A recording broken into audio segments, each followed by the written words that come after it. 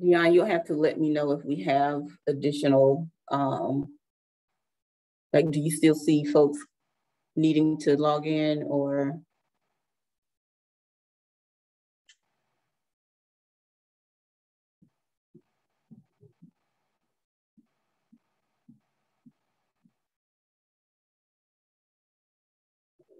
All right, good morning, everyone. Thank you guys so much for joining us for the Bidders Conference for the After School Programming RFP. I do want to wait just a few minutes to let a couple more folks get logged in.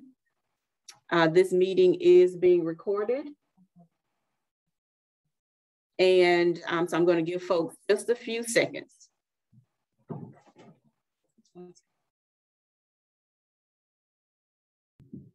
There by the grace of God. While you guys are waiting, can you in the chat box put in what organization you're representing?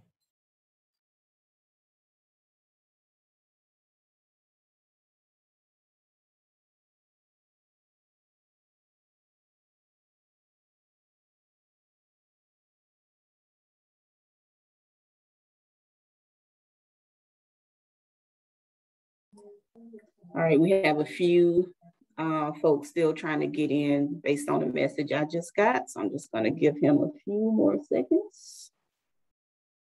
Hope everybody is doing well.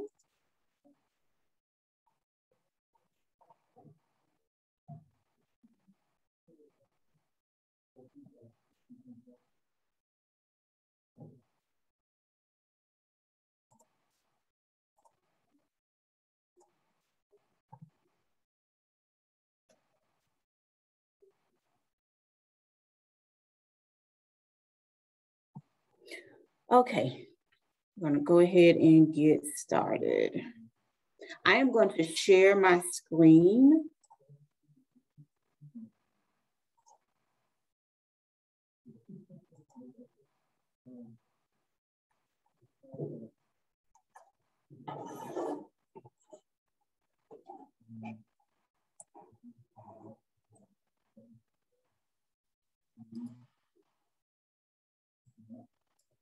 All right, so CTAC team, can you guys see the correct slide? Perfect, thank you. All right, so this is our After School Programming Bidders Conference.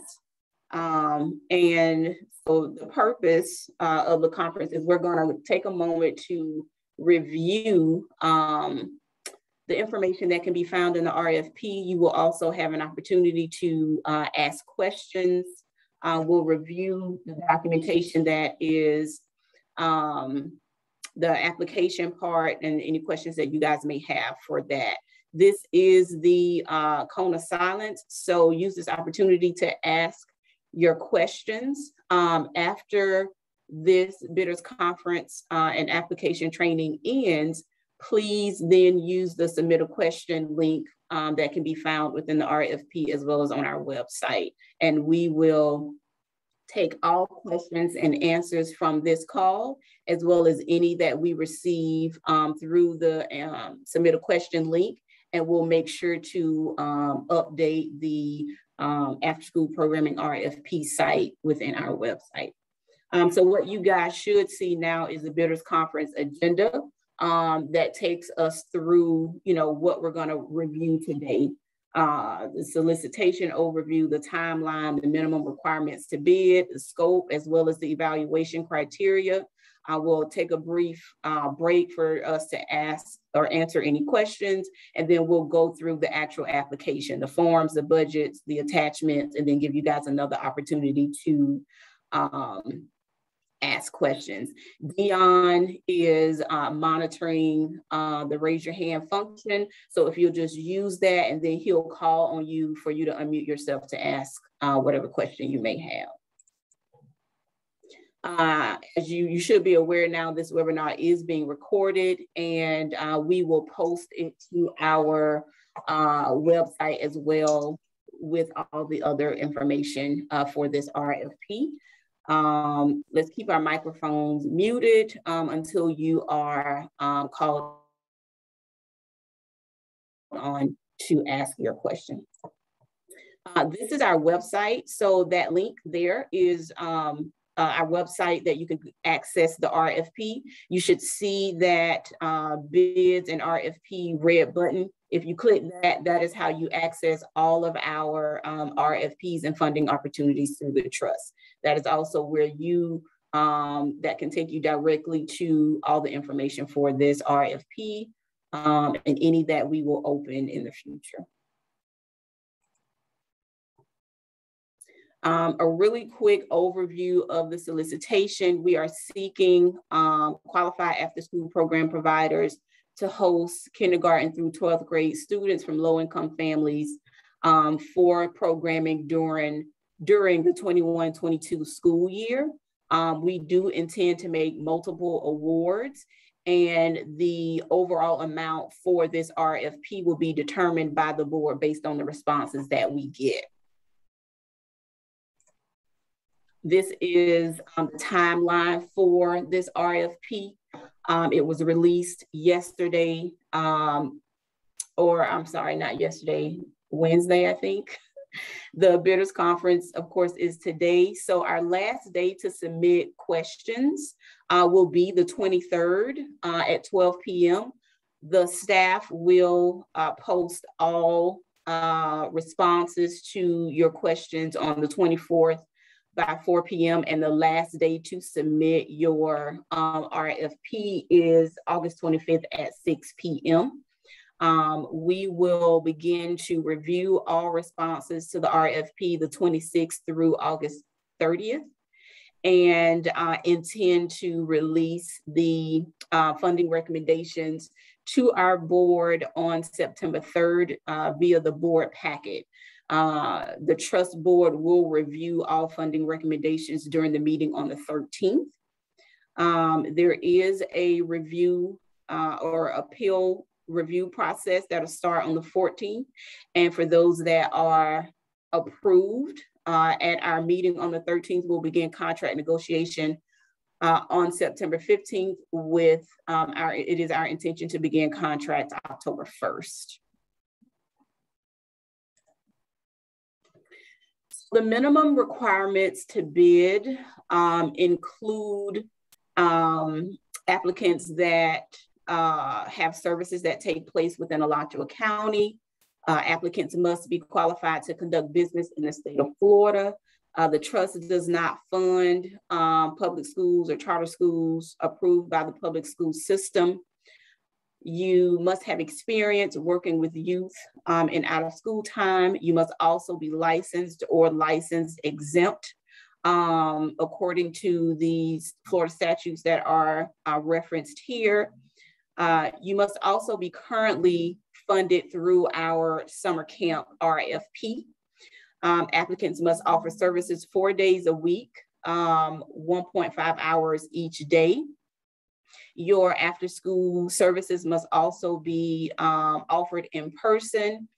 We are asking for a youth ratio of 1:20, and providers may recommend a smaller ratio and provide justification. And then applicants must also be validated through the Community Foundation of North Central Florida's Philanthropy Hub.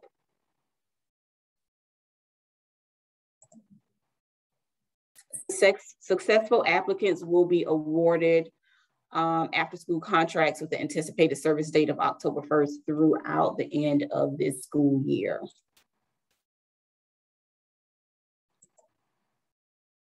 So the scope of services, these are, what you'll find is these are the different headings within the scope of services. What you see in the RFP will also be the scope of services that will be found within your approved contract. Does someone have a question? No? Okay, thank you. I am going to go through each section of the scope of services. So for the target population, it's children from low-income families living in Alachua County. It is our expectation that approved providers will recruit and enroll children in their after-school program. And these will be children from families with no income up to 400% of the 2020 federal poverty level. That document is also found within the RFP for you to reference. This also includes children with IEP plans, 504 plans, and children from families receiving SNAP benefits. We have also included children in foster care, children in voluntary and formal kinship care, and children under in-home case management supervision. Any child at your after-school program that receives school readiness funds are not eligible for Children Trust after-school funds.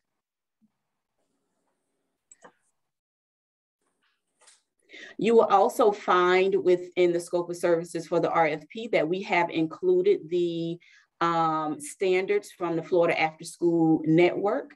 And those standards are administration and organization, program management and staff, communication and interaction, program structure and activities, health, safety and nutrition, program environment, and family and community involvement. For the service locations, program sites need to be throughout Alachua County. The applicant may provide services in a variety of locations that include the schools, the city and county facilities, faith-based locations, as well as community organizations. The trust does want providers to ensure that they are able to accommodate children being safe, as well as comfortable, making sure that your location can be arranged to meet various needs of the programs. For an example, space for physical games, creative arts, eating, socializing. The outdoor environment, making sure the outdoor environment is suitable for a wide variety of activities as well. And then having a plan if the outdoor environment is inaccessible due to weather or other external factors. For scheduling, frequency, and duration, again, we're requiring applicants offer services for a minimum of 4 days per week for 1.5 hours per day. In-person services on the days that the Alachua County School District has determined. And we want programs to expand. So this is more than just what you currently offer. We want these fundings to be used to offer additional services and to reduce wait lists for families throughout Alachua County. The trust will not fund drop-in programs or programs that allow youth to have short-term activities without an expectation for long-term engagement. Therefore, providers must establish an attendance policy consistent with this requirement. We have included in this scope of service for the after-school funding, documenting student attendance, as well as having provision for arrival and departure of youth. So what that includes is having organized and accurate student rosters that will be required to, you'll be required to submit for your monthly deliverable, as well as having procedures for transportation of youth and departure.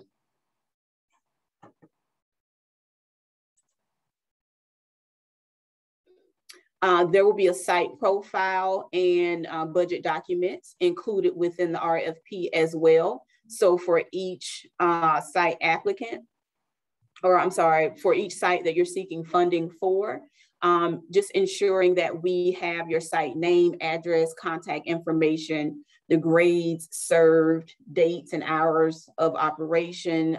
There will be an opportunity for you to include an executive summary on your site profile as well. As it relates to site staffing, making sure that we have position name, the number of positions, as well as descriptions of their duties. The site profile will include the overall number of expected children, and we're also asking for you to provide us with numbers from what you've done in the past at your site, and then making you sure you complete a site budget, which later Colin is going to provide you with more information on that. To continue on with the staffing, you'll see within the scope of services that it provides information on ratios, the requirement for background screening, as well as infant and child CPR and first aid. Data will continue to be collected for the after school funding. So we intend to have providers make sure they collect participant demographics, parental consent and image releases, participant attendance, as well as satisfaction surveys. And this documentation and information will be required monthly. This slide shows you the evaluation criteria. You get 1 point for each area: organizational eligibility, organizational capacity, site profile, as well as a budget form. Many of you should be familiar with this, as it is the same criteria used for our summer funding. We'll use our model contracts that you all should be familiar with as well. Contracts will be line item reimbursement based on your approved budget. Payments will be made on a monthly basis, and invoices are due on the 15th of each month.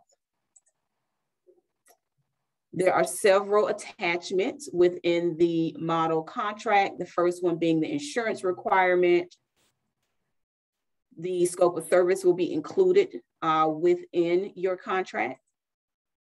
Attachment 3 are the deliverables, as you can see there, starting October 1st, a monthly requirement, and then ending in June, with the last invoice being June 15th, which will include survey satisfaction results, end of the year narrative, and enrollment data as well.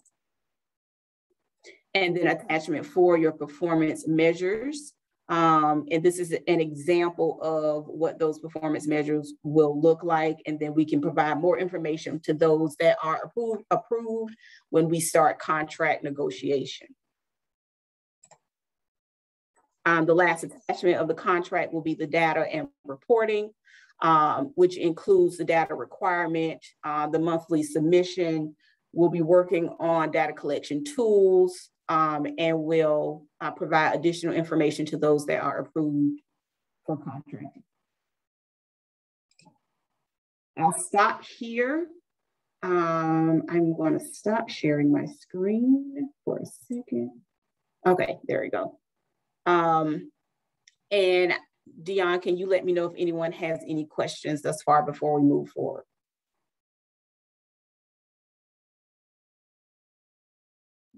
I have none at this time.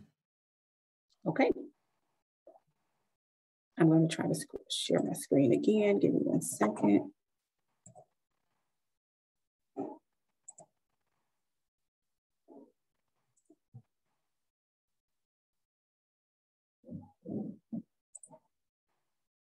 Okay, do you guys see the application training slide? All right, perfect, thank you. All right, so this slide shows you the submission checklist.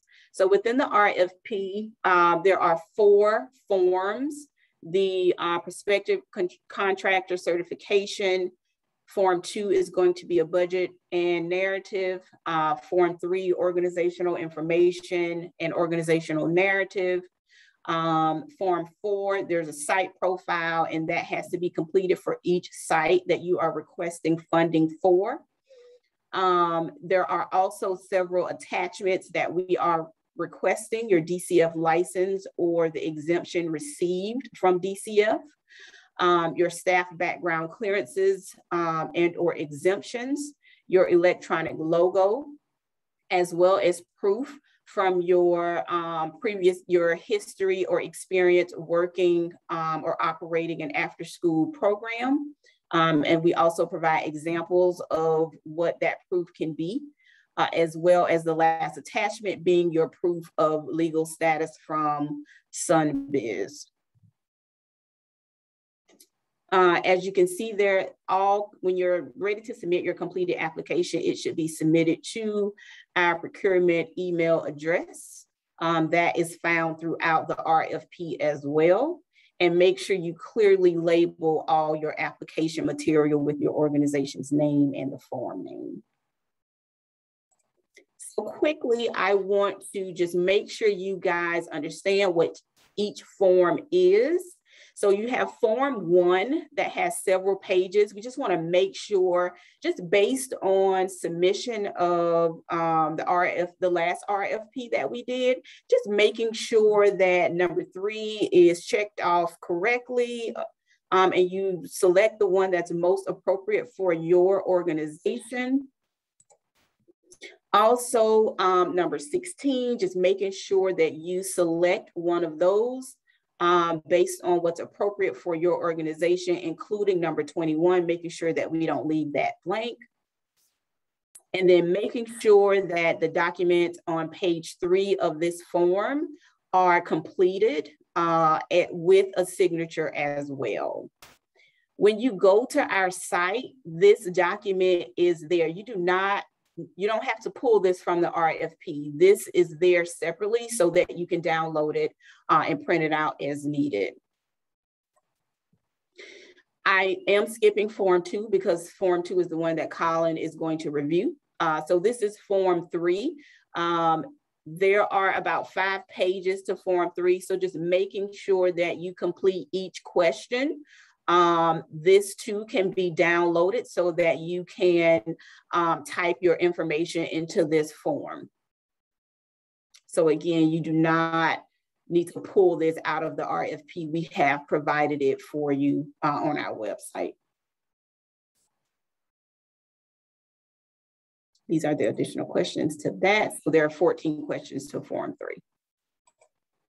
And this is your site profile form, just making sure that you complete each section. We added a few different areas. So you'll see here where it's asking for an enrollment number in case that is different from the site number. We've also asked for your social media links for Facebook, Twitter, and Instagram. So if you have those, if you can provide that, that would be great.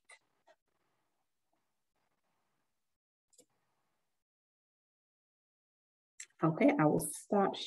That is the last page. Okay, let me just stop sharing. Okay, Dion, do we have any questions before I turn it over to Colin? I'm not seeing anything right now. All right, great. Thank you. Colin?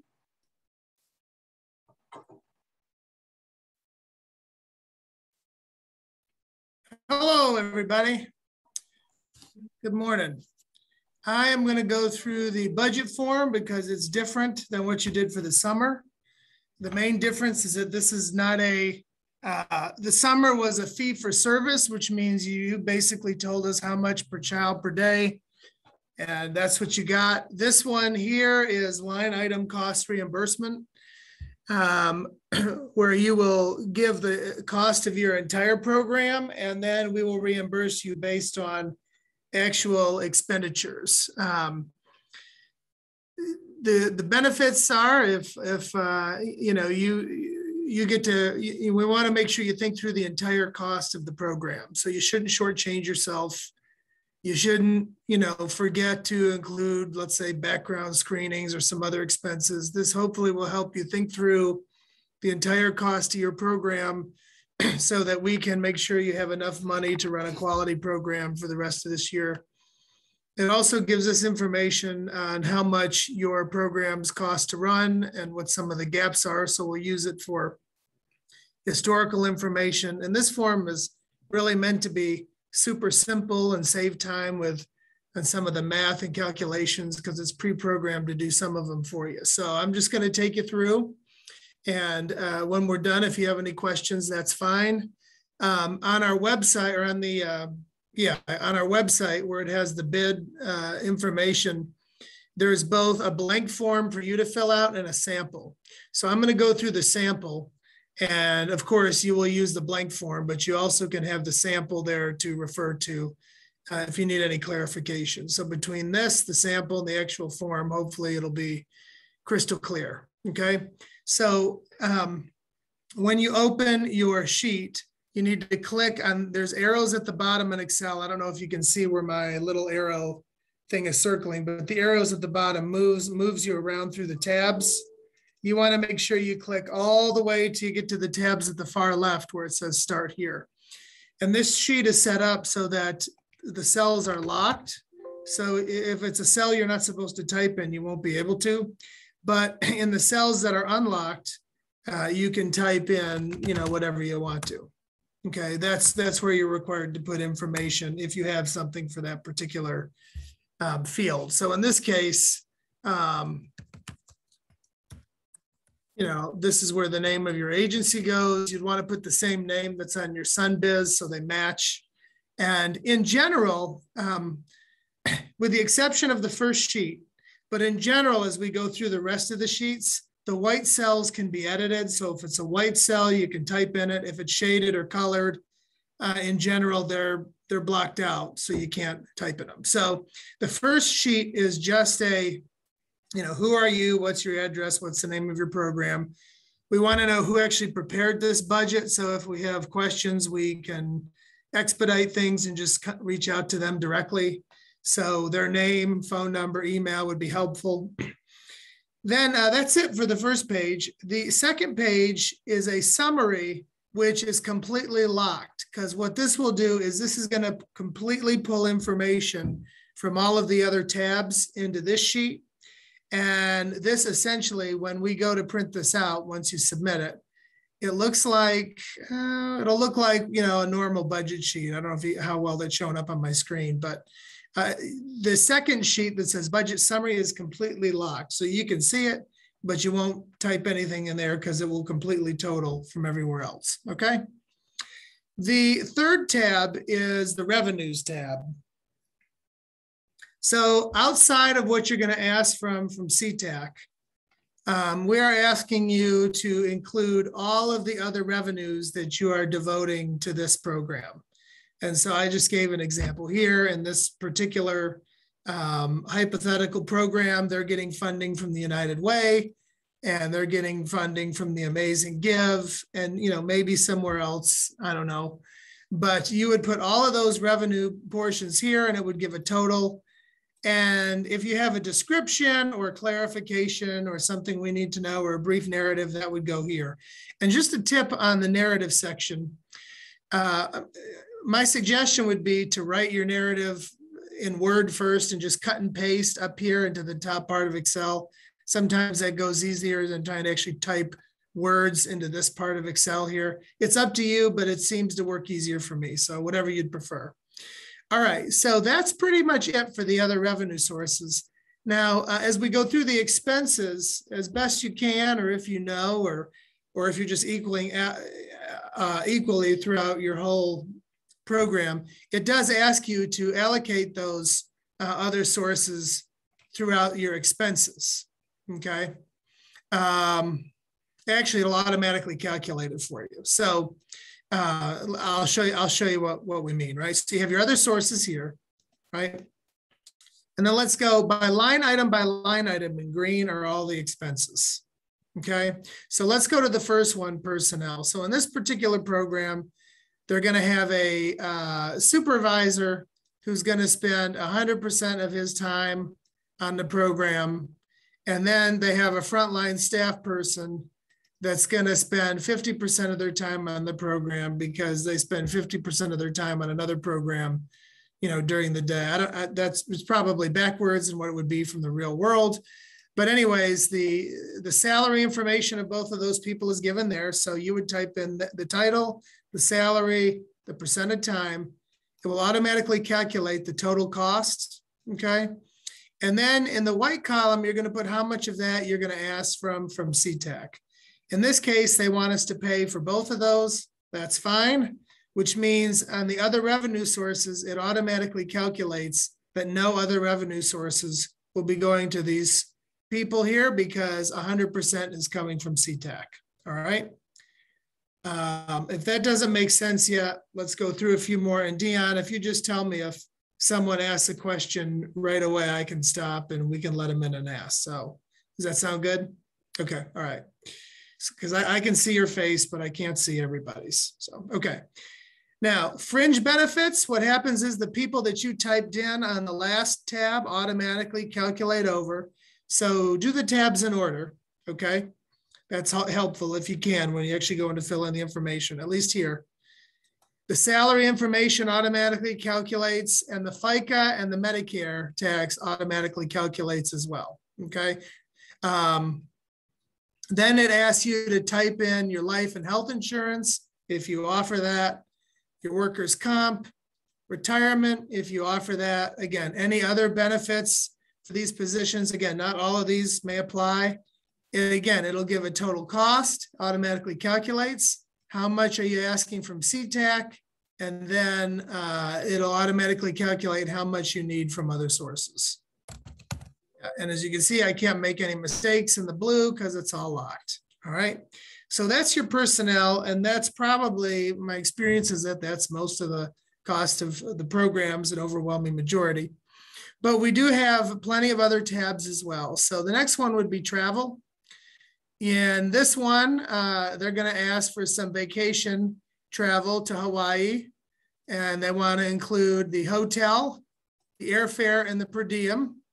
Now, this cost is probably going to get denied because in general, we don't pay for vacations, but you can try to put it in there. We'll see what happens. But it does make a good example to show what we mean as far as what we're looking for some explanation. So in this case, hotel is quantity 1, and the rate is 1,000. And, you know, that may not make sense. So what they did down here is they explained that that hotel equals 10 nights at $100 per night. Okay, so that's how they got total cost of 1,000. Airfare, one ticket is around 1,000. So one person. So again, they gave us the quantity, the rate, and it automatically calculated the total cost. Again, they're not requesting any of this from CTAC though, so okay. And they're going to pay for all of this from other sources, okay? Pretty much it works the same way for all of the rest of the tabs. Office supplies. Now, when we get to office supplies, please don't write down every notebook, paper clip, and pencil that you're going to buy. Please don't do that. Just office supplies, quantity, how much you think you'll spend over the course of the program, the total cost. That's sufficient for, I mean, we'll, try to use some common sense on our end. Program supplies, in this case, they had particular curriculums and things they wanted to buy. Contractual services, this expense, in this case, they had an enrichment provider. They wanted to come in for 20 sessions at a $500 rate. And then that person wanted some supplies. So the cost was $10,000. Some of that's from CTAC, some from other sources. So here's a good example where CTAC is not asked to pay for that complete amount. They have some from other sources. But as you can see, as much information so we can understand what it is you're asking money for, what the cost is, and how you either justify those costs or calculate those costs, just so we can kind of get an idea of what it's costing people out there to run a good quality after school program and what you're asking from us. Okay. So again, I think the sample document will be helpful. Let me get to the very end and see if there's anything else. Okay, we do allow you to ask for rent and utilities. There will need to be, if we're paying for rent somewhere and the building is used for multiple things or something, we'll need some kind of justification as how you calculated the portion for this program. Other operating expenses is for other things. Don't forget background screens. Maybe you have some specific training to run specific things in your program you'd like to put in there. That's fine as well. Please don't forget what that's for, that other expense section. And then I want to take you all the way back to the beginning and tell you something that will automatically calculate for you. If you look on the budget summary, indirect costs are typically back office things that it's hard to allocate to any program or particular funding source like HR, legal, maybe you have an accountant that does an audit, stuff like that. So we, instead of making everyone justify their indirect cost or their cost, that's just way too complicated for what we're trying to accomplish here. We're just going to give everyone a flat 10%. So whatever you ask for in personnel and operating, we're going to add 10%, and that would be your total request from CTAC for the purposes of this RFP. We'll see how that works. I'm not going to say we're going to do it like that forever. This may not make sense in the future. It may make sense because some of you guys are relatively small to try to allocate everything to the program so you can recover your true costs. We'll see how this goes. But that's how we're going to do it for this one in the interest of simplicity and speed. So this form is not meant to be burdensome. It's meant to make your life easier and just give us what we need. It's meant to save you time on difficult, complicated calculations as much as possible. To get this done quickly so we can get you awarded and get your money quickly as well. So please look at the sample. Please don't hesitate to ask us questions. I don't know if we had if we have to schedule something, another session to go through this again, we'll be more than happy to do that. Maybe we already have something scheduled. Do we have another thing scheduled for this or no? Someone answer that for me. No, not yet. Well, if we need to do it, we will. So, Dion, is there any questions about this form? Yes, Jessica has one. Okay. Can you read it for me? Because I'm not, like all my screens are not, I can't see the question. Do you want me to type it or just ask it? Oh yeah, there you are. Go ahead. I'm sorry. I forgot we can let people talk. Go ahead. Ask your question. I'm sorry. If we don't have additional sources of funding, is that going to reflect poorly on our applications? Let me ask you a question. Do you operate an after-school program right this second? No. Okay. Is it going to, have you ever operated one? This would be the first time we'd offer one. Well, we've offered a small version of like a 4-week program after school, but it was funded just by our own. It was just funded by what the gallery programming was already doing. So, yeah. Jessica, we might have you. I'll let Christy talk more about this, but we have also, I think sometime in October, we're going to start an after-school academy with some basic trainings for people that have not run after-school programs before that would like to expand. Christy, am I saying that right? Yes, you are. You are. So that might be a better opportunity for us. Yes. Okay. In fact, I would highly recommend it because we know a lot of people would like to do it.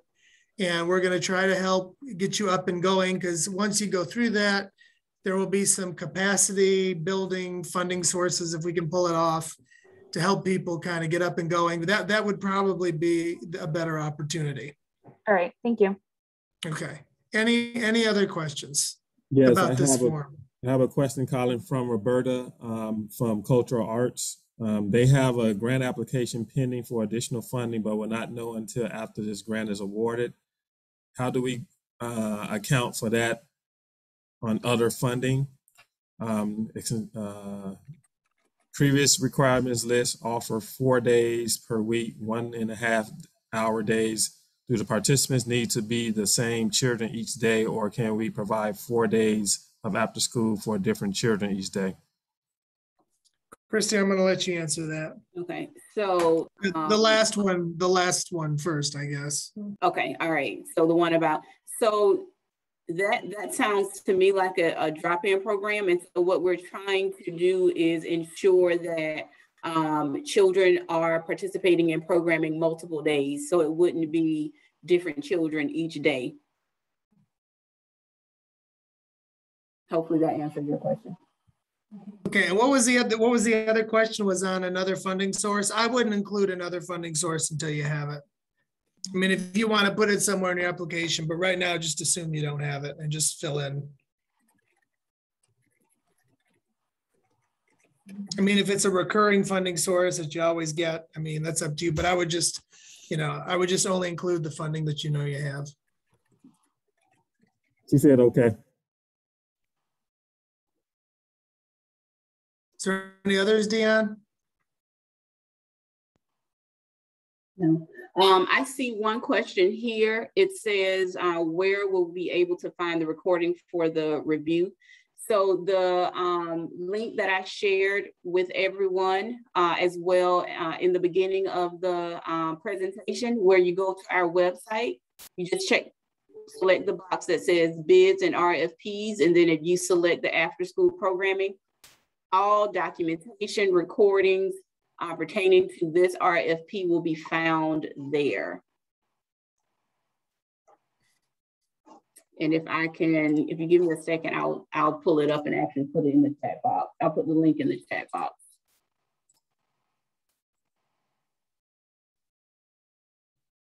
If my internet will allow me to do that.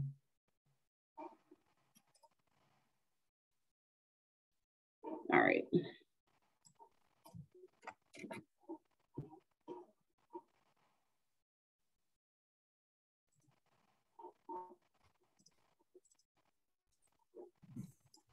I have a question from Laban.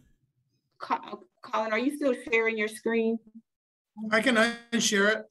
Okay. Yeah, stopped. I have a question from Laban. Application for signups, or are we able to use our own? I'm not sure I understand the question. Do you? What was that question again, Dion?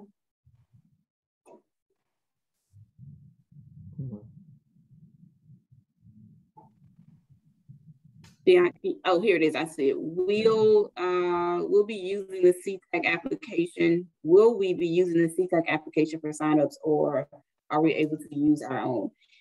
You are able to use your own. There's certain information that we'll be interested in collecting that we can speak to everyone about once we start negotiating contracts. Mainly that information that we mentioned earlier, the image release, parental consent, but there's other demographic information that most programs are already collecting. So we, Laban, we don't expect it to be, much different than what you guys are already requesting from parents.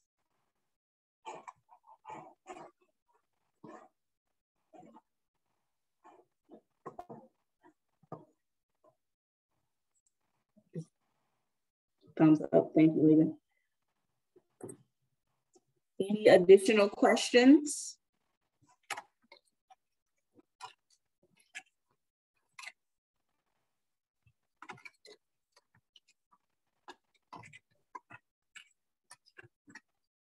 Okay.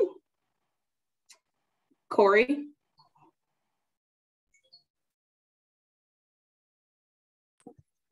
Hi, good morning. I had a question about the DCF license. Mm-hmm. So my organization is currently working on our license, and we're doing the online trainings to complete those requirements, and we are scheduled to have them completed before the start of the contracts. So would we still be eligible to apply? I would say yes, you should still apply if you have started that process. And if there's in place of submitting your license, if there's any supporting documentation from DCF that you can show that that process has started, that would be great. Okay, thank you. We'll do that. I would suggest that they just submit their application. You have to fill out an application for a license.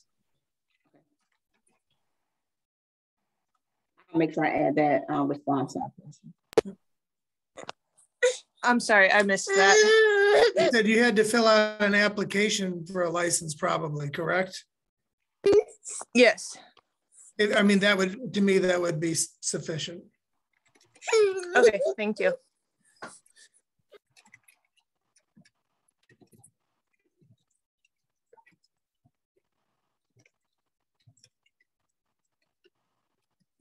Any other questions?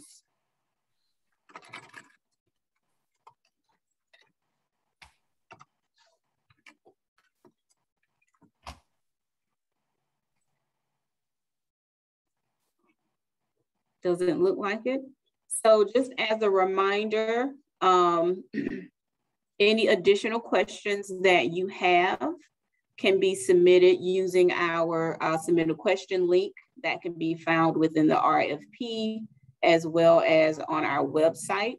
We will be checking for those questions throughout the day and posting. I believe the last day to submit a question is on the 23rd, and we will post those final questions on the 24th by close of business. Okay, well, we appreciate you all joining us. Colin, any last minute comments? No, but thank you for being on here, and we want to make sure you all apply. So please, if there's any questions, let us know. All right, thanks everyone.